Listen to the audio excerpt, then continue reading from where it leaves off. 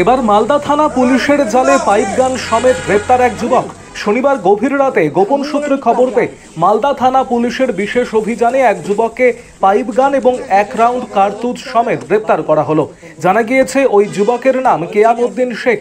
তার বাড়ি মালদা থানা এলাকার বলাতুলি এলাকায়। পুলিশ সূত্রে আরো জানা গিয়েছে, গতকাল গভীর রাতে পুরাতন মালদার চাকিমোড় বাইপাসের কাছে এই যুবক দাঁড়িয়েছিল। পুলিশ গোপন সূত্রে খবর পেয়ে সেই যুবককে দেখতে পেয়ে ধাওয়া করে এবং তাকে গ্রেপ্তার করা হয়। তৎক্ষণাৎ তল্লাশিতে তার কাছ থেকে 1 রাউন্ড কার্তুজ সমেত একটি পাইপ গান উদ্ধার করা হয়েছে। পুলিশ সূত্রে জানা গিয়েছে, এই যুবক অসামাজিক কার্যকলাপের জন্যই সেখানে সে দাঁড়িয়েছিল।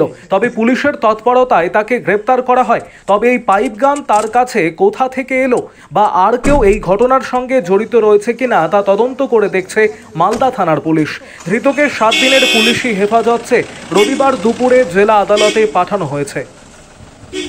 আরো আপডেট থাকতে আমাদের ভিডিও শেয়ার ও ফেসবুক পেজটিকে লাইক করে ফলো করে দিন।